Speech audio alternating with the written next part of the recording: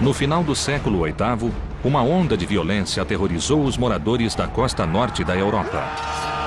Ataques vikings. Eles saqueavam e matavam, e a cada ataque os rumores aumentavam. Foi como se as portas do inferno tivessem sido abertas. Seus líderes foram lendas vivas. Ivar, o Sem Ossos, Eric, o Vermelho, e Harold, o Dente Azul. Homens cuja fama veio da brutalidade.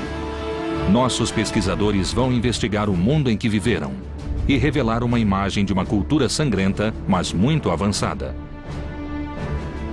Eles vão reconstruir a fortaleza de Harold, o Dente Azul, o primeiro rei dos vikings. Encontrarão sinais ocultos de uma cidade guerreira sob ruas modernas. E vão examinar a tecnologia que deu uma enorme vantagem aos vikings. Com esses barcos, os vikings puderam retraçar o mapa da Europa. Barcos como esses levaram exploradores vikings como Eric o Vermelho e Leif Erikson aonde ninguém ainda fora. Usando computação gráfica, vamos reconstruir uma civilização extraordinária e revelaremos o mundo perdido dos vikings.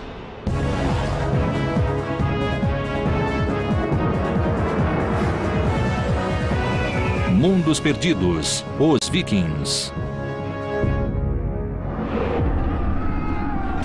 Assassinos, bandidos, bárbaros, pagãos. Embora a cultura viking tenha morrido há mais de 1000 anos, sua reputação permanece. Os pesquisadores Jonathan Foyle e Helena Hemmerle querem descobrir a verdade sobre esses guerreiros e seu mundo. Helena Hemmerle é uma arqueóloga de Oxford e estuda culturas europeias antigas. Um dos mistérios genuínos sobre esse período é o motivo de os vikings surgirem. O que os levou a atacar e também a colonizar da forma que fizeram. Jonathan Foyle é um historiador de arquitetura que estuda construções para entender as culturas que as erigiram. Parte da experiência viking é viver com materiais brutos, a terra e o fogo, o vento e a água. Eles viviam em integração com os elementos. Os historiadores sabem a data de início da campanha viking de terror, 793 d.C. Tudo começou com um ato de sacrilégio.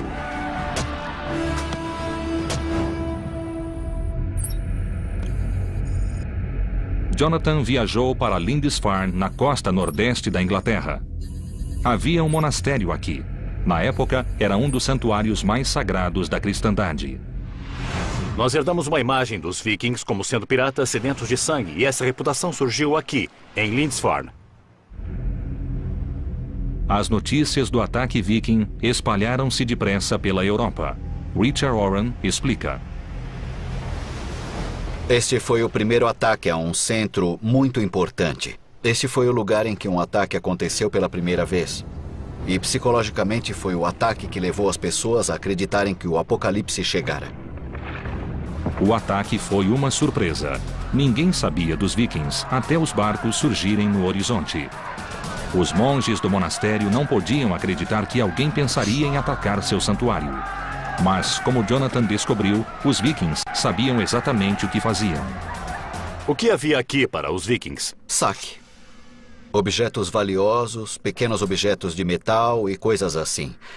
Mas eles também queriam escravos, que eram uma cara mercadoria. O mosteiro era famoso pelas relíquias e tesouros. Sua única proteção era a fé. Acreditavam que ninguém ousaria violar o solo sagrado. Eles não tinham defesas, era um mosteiro. Mas eles deviam ter uma muralha ou coisa assim ao redor do mosteiro. Algo como isso aqui. Tinham, sim, um muro que circundava todo o lugar. Ele separava o espaço sagrado interior do mundo externo. Mas era, de fato, apenas uma linha de demarcação. Subindo até o ponto mais alto da ilha, Jonathan e Richard criaram uma imagem da comunidade que os vikings destruíram. O que os vikings viram por aqui há mais de 1000 anos? Certamente nada como isto. Nenhuma das construções de pedra que vemos agora. Não havia nada parecido, nada disso existia. Era uma comunidade monástica. Mas onde vemos a igreja paroquial ali e a igreja do priorado aqui, era o local do mosteiro saqueado pelos vikings. Em vez de construções de pedra, pense em madeira. As estruturas simples de madeira de Lindisfarne eram assim em 793. Essas construções modestas continham, no entanto, um tesouro de riquezas e eram um alvo perfeito para os vikings pagãos. Este lugar era muito mal defendido, feito de material inflamável, e não seria difícil para os vikings chegarem em alguns barcos e destruírem todo o mosteiro. De modo algum. Não havia nada aqui que resistisse a eles, e se quisessem destruir, podiam apagar esse lugar da face da terra. Os ataques vikings eram rápidos. Eles chegavam de surpresa, atacavam, matavam, saqueavam e queimavam.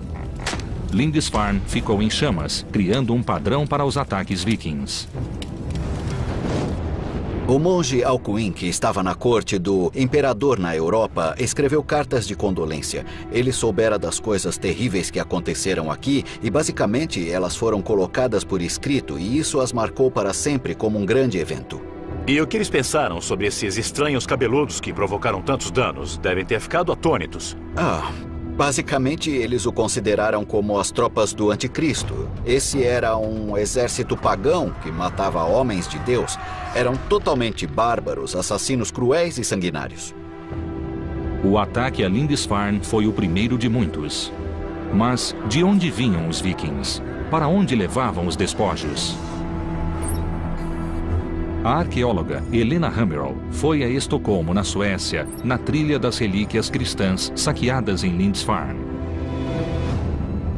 Ela queria informações sobre a terra dos vikings e sobre sua cultura. No Museu Nacional, Helena encontrou-se com o curador Kent Anderson para ver as peças. Nós temos muitos objetos. Objetos do mundo árabe e objetos do oeste europeu. Como chegaram à Suécia? Como temos objetos únicos e como eles vêm de um contexto muito especial, como uma igreja ou um mosteiro ou algo assim, então achamos que tenha sido por saque. Este também é um objeto único que deve ser resultado de saque. Ele parece muito com o cimo do bastão episcopal. Sim, é sim. Então podemos imaginar que um pobre bispo irlandês foi atacado e seu bastão foi roubado. Sim, como um tipo de souvenir. Este símbolo sagrado da autoridade episcopal contrasta com os outros objetos do mundo viking. Espadas são os objetos mais valorizados pelos museus. A arma viking de mais prestígio era a espada longa, cuja lâmina valia 16 vacas leiteiras. O guerreiro que a possuía tinha status elevado. No museu, Kent mostrou a Helena achados arqueológicos desconcertantes que indicam sacrifícios animais e humanos. Isto é parte de um crânio e de esqueletos de um túmulo que continha 3 indivíduos. 2 deles com as cabeças cortadas. Isso deve ter sido um sacrifício humano. Como sabemos que eles foram sacrificados? Bom, isso pode ser visto nos ossos, realmente. O que é isto? Marcas de cortes. Marcas? Estou vendo. Meu Deus. Sacrifícios humanos seriam uma prática chocante para o mundo cristão antigo. Sim, devem ter Isso, sido. obviamente, sugere um outro tipo de ideologia e de visão do mundo. E por que isso ocorreu? Eles eram criminosos? Eles fizeram algo errado e estavam sendo punidos? Não, eu acho que não. Essa era a melhor oferenda que se fazia aos deuses. Então, se quisesse oferecer mais que um cavalo ou vaca, iria sacrificar talvez um escravo ou... exato. Meu Deus. Sacrifícios humanos eram parte do funeral de um grande guerreiro ou líder. Os objetos encontrados em locais fúnebres trouxeram muitas informações sobre a cultura viking e nos ajudaram a completar a imagem do mundo viking. Nossos pesquisadores estiveram em Lindisfarne, onde surgiu a fama dos vikings como assassinos sanguinários. Viram objetos saqueados dos santuários cristãos europeus. Jonathan Foyle foi ao extremo norte da Dinamarca para revelar os segredos de um cemitério viking. Ele foi ao sítio de Lindon Oe. No final do século XIX, arqueólogos cavaram 4 metros de areia e acharam túmulos muito bem preservados. O especialista local, Lars Christian Norba, foi o guia. Lars, este é um sítio impressionante, não é? Fica no alto de uma colina, e então é o lugar perfeito para ser enterrado. As pessoas aqui eram de uma aldeia comum. O local foi preservado pelas dunas de areia, que chegavam a 4 metros de altura aqui. Então, o dobro da minha altura. De areia. Cobrindo tudo. O mais intrigante neste sítio é o estranho padrão em que as pedras foram colocadas. Círculos, triângulos e formato de navios. Essas pedras parecem um amontoado à primeira vista. É como se fosse Stonehenge, mas elas têm uma ordem, não tem? O triângulo é um homem, as formas redondas são mulheres e os barcos também são homens. E é claro que sabemos isso pelos artefatos que estavam com eles nos túmulos. Aqui tem a forma de um barco. Essa aqui é muito grande, não é? Se eu estivesse enterrado aqui, acho que não iria ocupar tanto espaço. Não, você seria cremado e ocuparia menos espaço do que agora. A pira funeral viking era uma plataforma de madeira sobre 4 postes com o cadáver no alto. Embaixo dela eram colocados galhos sobre suportes de madeira. A estrutura queimava com um calor intenso. Depois da cremação, os restos calcinados e as oferendas aos deuses eram enterrados e circundados com pedras. Em Estocolmo, Helena examinou algumas oferendas achadas em túmulos vikings. Uma delas é inesperada. O que mais temos aqui? Bom, nós temos alguns broches e também temos o Buda. Um Buda? Eu não esperaria encontrar um Buda na Suécia. O que ele faz aqui? Este é um achado muito raro. Foi produzido no norte da Índia e deve ter sido vendido. Os túmulos vikings têm itens de locais tão distantes quanto a América do Norte e a Índia. Como não há evidências históricas de ataques vikings a esses locais, os objetos devem ter chegado à Escandinávia por comércio. Parece que a rede de comércio viking cruzava o mundo. E isso sugere que eram mais sofisticados do que se supõe. Para saber mais, Helena Hemmerl foi até a ilha de Björkö, onde existiu Birka, uma cidade viking. 1200 anos atrás, ela era um importante porto na costa do Báltico. Helena encontrou Björn Ambrosiani, diretor do projeto Birka e um dos maiores estudiosos dos vikings. Esta área tem clima úmido e as estruturas de madeira da cidade apodreceram há tempos, mas cobriam uma área equivalente a 30 campos de futebol. Usando as evidências arqueológicas, Björn reconstruiu uma delas. Então, esta é a área de armazenagem, ou área de trabalho, e aqui dentro temos o espaço de moradia com uma fornalha no chão e depois os bancos em que as pessoas dormiam, trabalhavam e viviam por meses a cada ano durante o inverno. E quantas pessoas viviam aqui? De 6 a 8 indivíduos. Embora de aparência simples, essas casas eram revestidas com peles, lãs e tecidos, tornando possível a seus ocupantes suportar temperaturas abaixo de 0. Os artefatos encontrados em Birka mostram um lado oculto dos vikings, sua habilidade como artesãos. Que tipo de evidências vocês têm do trabalho com bronze? Que tipo de materiais acharam? Temos cerca de 25 mil peças como esta. Certo, temos uma peça de cerâmica queimada com alguns desenhos. Isso parece ter sido usado para fazer um belo broche de bronze ou um par de broches que uma mulher usaria em suas roupas do dia a dia. O número de moldes e de objetos de bronze encontrados em Birka sugere que as joias não eram feitas só para uso local, mas também para comércio. As rotas comerciais de Birka chegavam à Rússia e a toda a Europa. Alcançavam o Oriente Médio, Índia e China. Birka era um centro internacional. O sucesso de Birka trouxe problemas, e é claro que eles precisavam de defesas. Estes são grandes montes de terra com um espaço no meio. O que é isso que vemos? São os muros da cidade, e este é um dos portões. E em cima disto havia uma paliçada de madeira e existem traços dela. E isso fazia parte das defesas da cidade.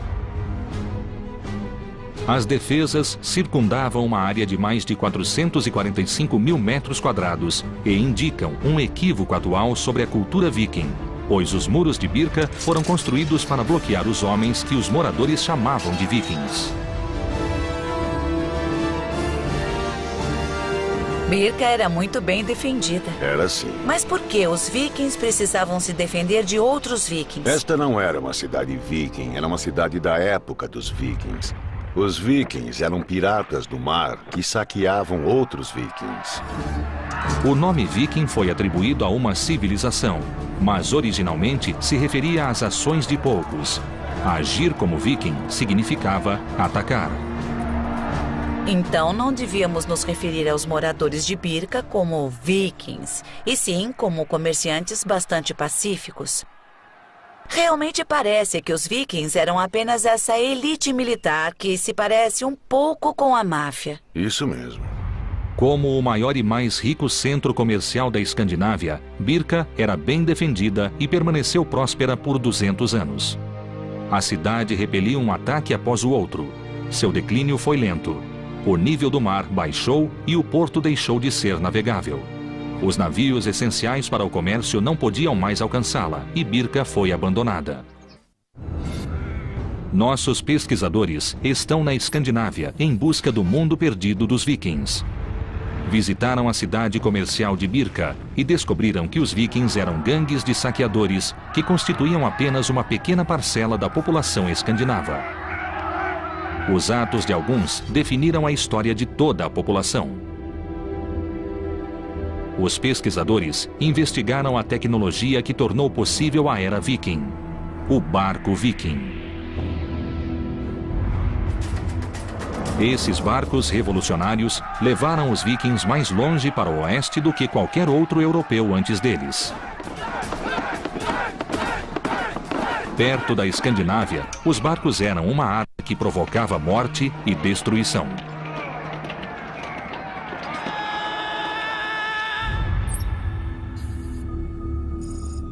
Jonathan Foyle visitou o Museu de Barcos Vikings em Oslo, na Noruega.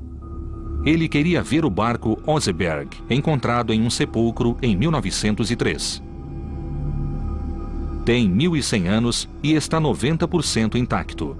É crucial para os arqueólogos por ser o mais antigo barco viking com um mastro.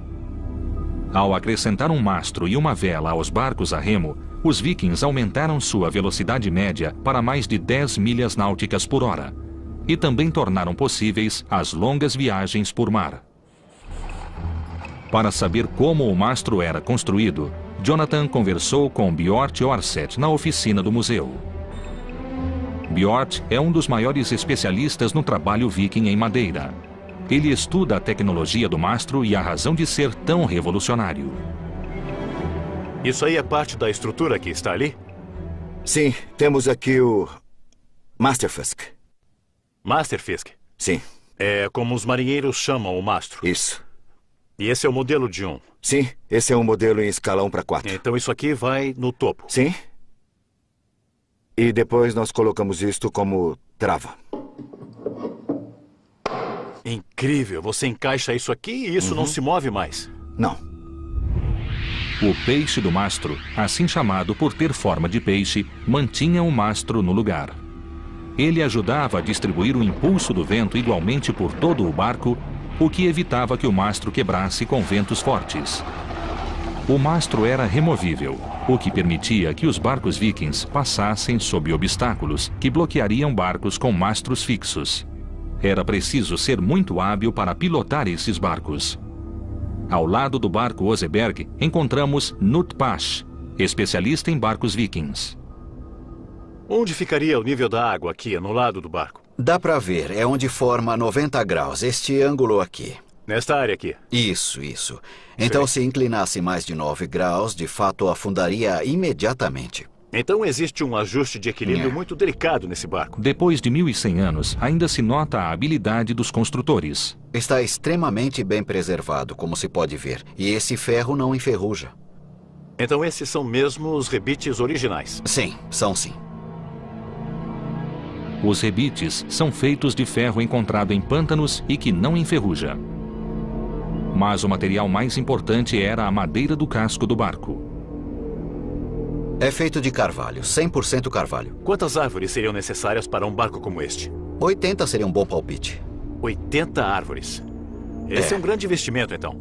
Sim, eles certamente eram caros. Quantos barcos havia numa frota? Temos registros escritos que falam em cerca de 50 e até 100 barcos ao mesmo tempo. Então, 80 árvores vezes 100. Aham. Estamos falando de 8.000 árvores. Isso é um grande desmatamento. É. Por usarem carvalhos que demoram 150 anos para crescer, os barcos vikings mudaram a paisagem local e a navegação para sempre. Há uma essência dos vikings nesses barcos. É onde imaginamos que os vikings estivessem em alto mar. Mas, ao ficar face a face com um barco viking de 1000 anos, sentimos um respeito real por sua engenhosidade, por sua destreza e pura determinação. A habilidade e a determinação dos vikings é aparente no Museu Roskilde, na Dinamarca. Helena veio investigar como o projeto revolucionário dos barcos mudou o mundo viking. Ela esteve com Turi Müller, que constrói barcos com técnicas e tecnologias vikings. As ferramentas que está usando são similares às que eles usavam na era viking? Tentamos fazer o mais igual possível. Podemos ver pelas partes escavadas. Algumas vezes não conseguimos achar todas as ferramentas que vemos nas marcas no barco. Que sistemas de medida usavam? Sabemos o que usavam na era viking para fazer isso? Não sabemos. Existem muitas teorias, mas na construção de barcos tradicionais, a gente faz isso pondo ao lado. Sim, então usavam padrões. Sim. Quanto tempo se leva para construir um barco como este em que você está trabalhando?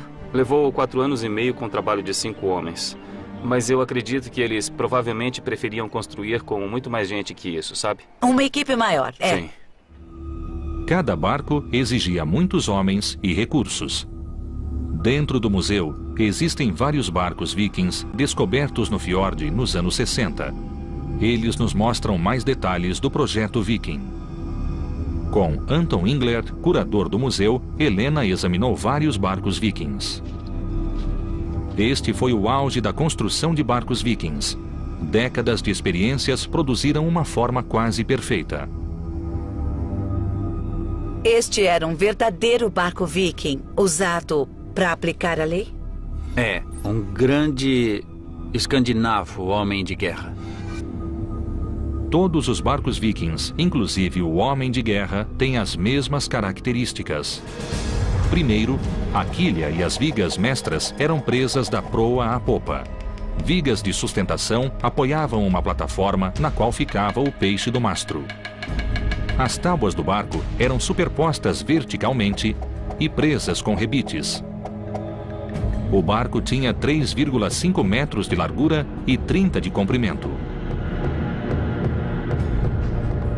Por último vinham os escudos de proteção, os remos, o leme, o mastro, o cordame e a vela. O Homem de Guerra levava de 70 a 80 vikings e sempre havia 60 remando. Seu casco raso tornava possível ir a qualquer lugar. Este barco tinha um casco de não mais de 3 pés ou 1 metro. E isso tornava possível navegar em qualquer rio da Europa. Então, esses eram barcos muito flexíveis que podiam cruzar um oceano, subir e descer a costa e também podiam navegar terra adentro. É, poderia chamá-los de barcos anfíbios. Essa flexibilidade foi crucial para seu sucesso, pois podiam atacar rio acima, longe da costa. Helena queria descobrir como era a vida a bordo, e Anton lhe mostrou uma das réplicas. Percebi que não foi construído pensando em conforto. Existe muito pouco espaço e nenhuma privacidade aqui para os 60, 70 ou 80 homens que poderiam estar a bordo. E os alimentos e bebidas, as provisões, onde a comida era guardada? Como pode ver, há um espaço pequeno no barco, quase todo cheio de lastro. E como queriam carregar bastante armas, só podiam carregar muito pouca comida e água. Em 2 semanas ficariam sem nada. Então, a cada 2 semanas, precisavam ter certeza de poder ir à terra para obter suprimentos. Isso. Apesar da falta de espaço, os barcos eram ideais para a exploração. E líderes vikings como Eric o Vermelho e Leif Erikson conseguiram percorrer enormes distâncias. O alcance, a velocidade e a facilidade de manobra dos barcos vikings eram uma clara vantagem. No século IX, os vikings pararam de saquear e passaram a invadir. Em 866, Ivar, o Sem Ossos, levou seus homens à Inglaterra, onde sua crueldade tornou-se lendária. Nossos pesquisadores visitaram a cidade viking de Birka, importante porto comercial do Báltico, e viram como o projeto único dos barcos vikings os ajudou a saquear a Europa. Jonathan Foyle foi até as Ilhas Britânicas, onde os saqueadores transformaram-se em colonos. Essa mudança influenciou os vikings em toda a Europa. Em 865, o líder viking Ivar, o Sem Ossos, partiu com seus homens. Seu alvo era a cidade de York, capital da Nortúmbria, no nordeste da Inglaterra. Jonathan visitou a cidade para descobrir como ela era quando os vikings estavam se aproximando. Em 866, uma frota de barcos vikings foi avistada no rio Ouse. Isso foi 70 anos depois do primeiro ataque a Lindisfarne. E vieram em grande número porque as regras do jogo haviam mudado. Essa frota não veio apenas saquear a cidade. Eles vieram conquistá-la. O massacre foi terrível. York foi conquistada e seus habitantes foram mortos. Mas a crueldade foi além disso.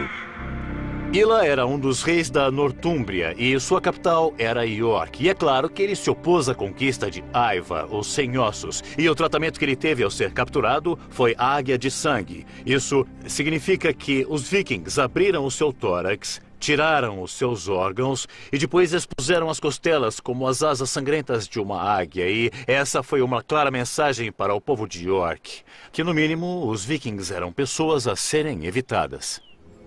Ivar mudou o nome da cidade para Jorvik. Situada no ponto de encontro de 2 rios e com acesso às rotas comerciais europeias, York era importante para os vikings. Eles deixaram marcas aqui. Jonathan explorou a herança viking que ainda existe na cidade moderna.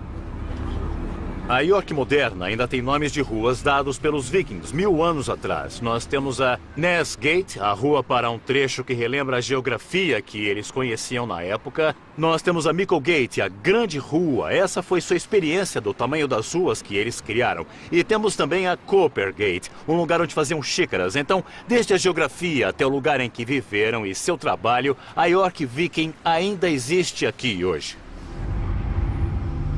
Embaixo da moderna rua Coppergate, os arqueólogos fizeram uma descoberta extraordinária. Bem preservados no solo pantanoso, eles encontraram sinais de 8 casas vikings do século X. Jonathan foi ao centro Jorvik, construído ao redor das ruínas. Aqui, o arqueólogo Richard Hall explicou a importância do lugar. Então, Richard, de repente vocês descobriram 8 casas vikings? Foi empolgante e muito importante encontrá-las tão bem conservadas. Ninguém vira algo assim antes. Os arqueólogos costumavam achar esqueletos de casas, mas aqui elas estão em 3 dimensões. Em alguns pontos tem 1,80 m de altura. São as casas vikings de madeira mais bem conservadas. As madeiras conservadas no solo indicam como a estrutura foi construída. Primeiro era cavado um porão com 2 metros de profundidade e revestido com pranchas de carvalho. Depois, grandes pilares de carvalho eram fincados no chão a intervalos regulares. Eles sustentavam as grandes vigas que eram a primeira parte da estrutura. Richard, eu não estou vendo juntas nem cavilhas. Como é que isso fica firme? A pressão mantinha esta construção firme, sem pregos nem cavilhas. Só a pressão de uma tábua sobre a outra. Sem nenhum acessório de metal. Isso mesmo. Às vezes vemos marcas de ferramentas, vemos buracos de cupins em alguns pilares. E se for até o alto, bem lá em cima, dá para ver que há um buraco bem no meio do pilar. Achamos que então havia um pilar correspondente do outro lado e que havia uma viga horizontal mantendo os dois separados e sustentando o piso acima. Esta é uma forma de construção bem conhecida, é muito firme e muito simples. Este nível subterrâneo era engenhoso. Usava poucos materiais de construção e fortalecia a estrutura. Acima do solo, pilares de madeira eram encaixados nas vigas e, por fim, vinha o telhado de palha e as paredes feitas com pranchas. A partir das ruínas das casas, podemos revelar como era Coppergate durante o período viking. As casas eram bem alinhadas na rua e nos porões havia oficinas que produziam mercadorias para esse próspero centro comercial. O solo pantanoso incomum de Coppergate também revelou milhares de objetos que proporcionam um vislumbre do mundo viking. Richard, quais são os itens principais? Bem, estes são representativos de algumas das coisas mais completas que nós encontramos. Isto, por exemplo, é um sapato da época viking. É muito bem feito. E pode-se ver aqui, bom, eu estou olhando para o desgaste ou as marcas feitas pelos dedos de alguém, não é? Pode ver que calos ele tinha e com quais Joanete sofria. E isto parece ser o cabo de uma bengala. Bem, quando você come, isto é o que sai pelo outro lado. Os arqueólogos guardam coisas estranhas. Mas isto tem muita informação, diz o que eles comiam e aprendemos sobre a dieta viking. Achamos tigelas de madeira como esta e Coppergate era a rua dos fabricantes. Era aqui que colocavam a comida. Eles gostavam de escolher a melhor madeira para essa finalidade. Eles eram mestres com a madeira, não eram? Isso é chifre de veado, o plástico da era viking. Eles não desperdiçavam nada. Não, eles se asseguravam de usar as matérias-primas do melhor modo possível e extrair o máximo do que tinham. Jonathan esteve na Escandinávia para entender o mundo perdido dos vikings. Mas aqui em York, ele encontrou um de seus habitantes. Richard, eu estou finalmente face a face com um viking. Face a face com um habitante de Jorvik 1000 anos atrás. Alguém que teve um triste fim. Se olhar cuidadosamente para o esqueleto, verá que tem diversas marcas causadas por ferimentos de lâminas. Então, achamos que ele morreu em uma batalha. York era importante e foi cobiçada por vários governantes. O povo de York estava acostumado a lutar para defender a independência. Muitos esqueletos foram encontrados em York com sinais de ferimentos em batalhas, normalmente causados pela alabarda.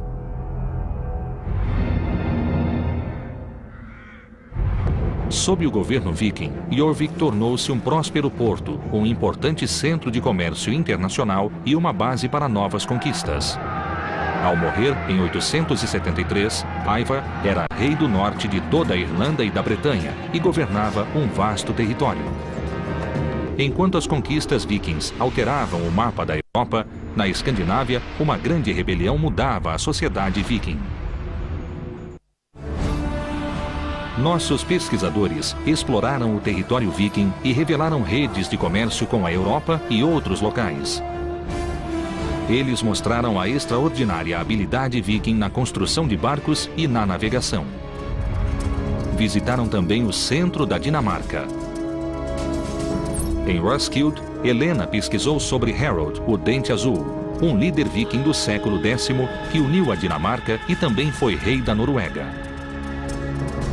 Harold era um viking típico, alto, forte e guerreiro, mas tinha um conflito interior. Embora nascido pagão, Harold converteu-se ao cristianismo. Para concretizar sua visão de uma Dinamarca cristã, ele ordenou a construção de acampamentos circulares, chamados de fortificações em anel, para unir as tribos vikings em luta.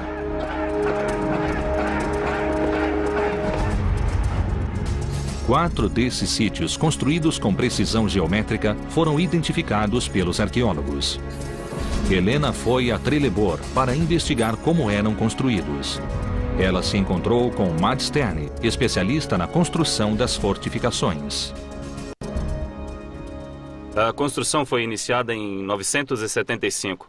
Tudo isso foi parte de uma grande mobilização militar na Dinamarca nessa época. Embora Harold não tenha escrito por que construiu as fortalezas, temos uma boa ideia do que deve tê-lo motivado. Sim. Podemos ver por dentro? Sim, claro. Eles foram para uma das barreiras para ter uma visão melhor do sítio.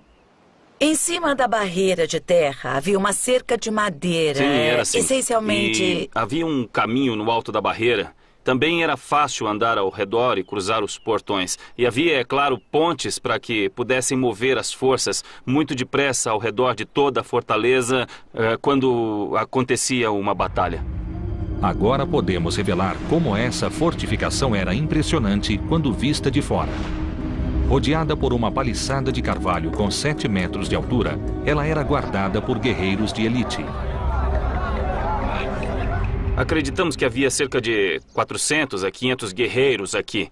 E as famílias de alguns deles provavelmente moravam ali. Acabou sendo não só uma base militar, mas também um tipo de comunidade local. As fortificações em Anel funcionavam como centros regionais de controle e de coleta de impostos e como símbolos do poder de Harold, o Dente Azul. Devia haver fazendeiros que traziam provisões para os guerreiros. A ideia é que o rei e seus homens viajassem de uma fortaleza para outra e quando acabavam os víveres, eles seguiam para a próxima. Então o rei estava literalmente viajando pelo país e consumindo os impostos, praticamente comendo os impostos. Sim, é isso mesmo.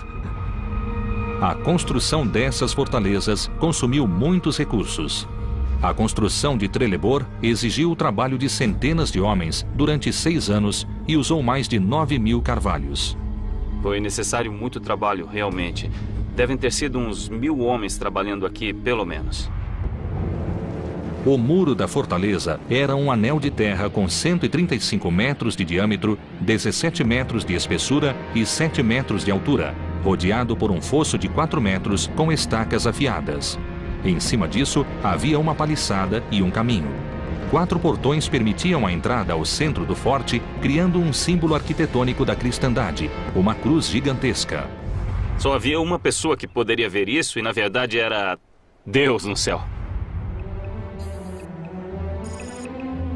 Em Furcate, outra fortificação em Anel, Jonathan Foyle investigou como era a vida nessas estruturas enormes. Estou em Furcate, um forte que é idêntico a Trelleborg. Nós temos a mesma barreira circular de terra com entradas ao norte, sul, leste e oeste.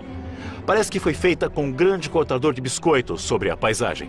Jonathan investigou o que essas estruturas e os objetos encontrados nelas revelam sobre o mundo perdido de Harold, o Dente Azul. Jonathan foi acompanhado pela especialista Elsie Rosedal. Você deve ter descoberto com os objetos a dimensão humana. Como essas construções eram usadas e o que elas dizem a você? Essa uniformidade de planos sugere que o uso era puramente militar em todas elas, mas pela distribuição dos objetos encontrados, você pode ver que mesmo que as casas tivessem todas o mesmo layout, tinham funções diferentes. Estas foram estruturas estranhas que surgiram em uma situação política muito específica. Elas foram construídas e não há nada igual em nenhum lugar. Já procuramos em todo o mundo. Com as descobertas em Furcate, os arqueólogos reconstruíram a aparência das construções que existiam aqui. Com 30 metros de comprimento por 8 de largura e sustentadas por mais de 50 estacas inclinadas, as construções eram o foco da vida. Ao reconstruir uma casa em Furcate, os arqueólogos viram que a construção exigia tanto esforço e conhecimento quanto a construção dos barcos vikings. Mas ainda existem dúvidas sobre seu projeto singular. Eu estou perplexo no limiar deste mundo viking. A sensação dominante por aqui é da madeira. Ela o rodeia, é quase como uma tenda de madeira. Tudo que se vê é madeira ou escuridão. Tudo isto é carvalho sólido. Todas as estacas estão fincadas no solo. Eles eram mestres em tudo que usava madeira, como sabemos pelos barcos. E por que a parede é curva? Bem, houve muitas sugestões e uma delas, a ideia do barco, não é muito provável. Mas pode ter sido para que houvesse mais espaço ao redor do fogo. No interior, Jonathan sentiu como era a vida nessas grandes salas. Eu não sei se sou eu, mas eu sinto vontade de ficar o mais perto possível do fogo. Isso reflete o uso da casa no passado? Coisas importantes aconteciam nessas grandes salas, como, por exemplo, apresentações de poesia. Também havia todo tipo de acrobacia e coisas assim. Reconstruindo o plano da fortaleza, como era no reinado de Harold, o Dente Azul, vemos Furcate como uma estrutura monumental projetada para a guerra, mas que também era o foco da comunidade e da sociedade viking durante as épocas de paz. Porém, as fortalezas não sobreviveram ao homem que ordenou sua construção. Vikings pagãos rebeldes, liderados por seu filho, insurgiram-se contra Harold e sitiaram suas fortalezas sagradas. Houve uma revolta liderada por seu filho Ven, o Barba Fendida, e ele foi morto. Depois dessa revolta, o novo governo não se interessou pelas fortalezas e elas foram abandonadas. Então, de fato, são fracassos. Mas fracassos esplêndidos. Você seria a última pessoa que eu pensaria que chamasse isso de fracasso por causa do envolvimento e do amor que tem por elas. As descobertas de Jonathan em Furcate revelaram a vida nessas fortalezas e também o mundo viking em transição de tribos pagãs para reinos cristãos. A civilização viking progrediu muito em 250 anos. Eles tiveram muito sucesso no que fizeram. Primeiro saqueando e depois colonizando e se fixando nas costas do Atlântico Norte. Os descendentes de Harold governaram um império que incluía Inglaterra, Noruega e Dinamarca, e os vikings fixaram-se em toda a Europa e além dela. Nossos pesquisadores descobriram que a influência viking, iniciada com a violência dos saqueadores e fortalecida com o comércio, só foi possível pelos barcos vikings. Seguindo uma trilha de pistas, eles revelaram que o mundo viking não desapareceu. A capacidade de adaptação e de evolução dos vikings levou-os a criar uma cultura nova e versátil. Essa foi uma civilização mutável, movida por tecnologia revolucionária, governada pela riqueza e que, por quase 300 anos, manteve um império que ainda é visível em muitas cidades. Este era o mundo perdido dos vikings.